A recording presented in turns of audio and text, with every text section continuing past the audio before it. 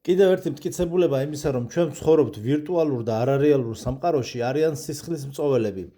ამ არსებებზე მრავალრიცხოვანი დაკვირვებები მეტყველებს იმაზე, რომ ისინი სეზონურად სრულიად არსაიდან ჩნდებიან. გამონაკლისების გარდა ყველა ტყესა და მინდორში შეხვდებით უამრავ კოღოს. შეხვალთ თუ არა ტყეში, ან ახვალთ დაჩაზე დასასვენებლად, მომენტალურადვე კოღოების მთელი გუნდები გაჩნდება არსაიდან და დაიწყებენ შენს გარშემო ფრენას და წულს. მერე თუ მოგინადირეს, სისხლს ამოგწოვენ. ტყეში, სადაც არ უნდა გაიაროთ, ყველგან უამრავი რაოდენობის კოღო უკან გამოგედევნებათ. არადა არსობრივად ისინი წესით ტყეში ყველგან უნდა იყვნენ, მაგრამ რეალურად რომ იყვნენ ისინი ტყეში განაწილებულები ყველა ლოკაციაზე, როცა თქვენ ტყესა და მინდორში გაივლიდით, მთლიანად დაგფარავდათ თქვენ და ყველას დაგკმენდნენ. არადა მსგავსი რამ არ ხდება, ანუ მატრიცა ხატავს კოღოების შეზღუდულ რაოდენობას, რომლებიც თქვენს გარშემო იფრენენ და გამოგყვებიან მთელი გზის განმავლობაში, სანამ ბუნებაში ისეირნებთ, მაგრამ ისეთი სიტუაცია, რომ მთელი ტყის კოღოები დაგესხან თავს, რომლებიც იქ წესით უნდა ყოფილიყვნენ, მსგავსი რამ რეალობაში არ ხდება, რადგანაც მხოლოდ დამკვირვებლის ხედვის არეალში ტრიალებენ კოღოები და მერე იქით სხვა ტერიტორიებზე ქრებიან და არ არსებობენ. თქვენ ვერ ნახავთ დახოცილი კოღოების რაიმე გროვა სადმე და ეს ყველაფერი იმაზე მეტყველებს, რომ ეს პროცესები გარკვეული ფორმით რეგულირდება. კოღოები ჩნდებიან არსაიდან და ქრებიან სადღაც არარსებულობაში. დანარჩენი მწერებიც ასე არსაიდან ჩნდებიან. თუ კი იზოლირებულ ოთახში მოკმეჩილ ვაშლს დადებთ, დავინახავთ, რომ რამდენიმე დღეში ამ ვაშლის გარშემო ქინქლები იფრენენ. ისინი არც არსაიდან მოფრენილან და არც რაიმე კვერცხებიდან აღმოცენებულან.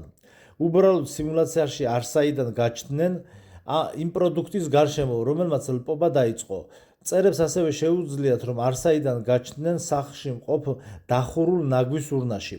თუ კი ნარჩენებს დიდხანს არ გაიტანთ, მწერებით გაივსება ნაგვის ვედრო. როცა ნაგავს რეგულარულად ვყრით, მაშინ მწერებიც აღარ ჩნდებიან.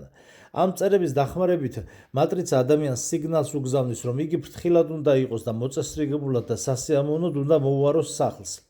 ტილები და რწყილები ჩნდებიან იქ, სადაც ადამიანი არაჰიგიენური ცხოვრების წესს აწარმოებს. ზუსტად ანალოგიური სიტუაციაა ბაღლინჯოებთან დაკავშირებითაც. თუ კი თქვენ თვეების განმავლობაში თეთრეულს არ გარეცხავთ, მასზე ბაღლინჯოები გაჩნდება და ისინი წარმოადგენენ მატრიცის სიგნალს იმის შესახებ, რომ თქვენ არასწორი მოვლის ცხოვრების წესს მიყვებით. წესით და რიგით მწერები ზამთარში საერთოდ ყველანი უნდა იხოცებოდნენ. თავიანთ კვერცხებიან შთამომავლობიანა, მაგრამ რეალობაში ვხედავთ, რომ ისინი გაზაფხულზე არსაიდან ჩნდებიან. მაგალითად, რუსეთში მიწა 2 მეტრანახევრის სიღრმეზე იყინება. რას აკეთებს ყინული?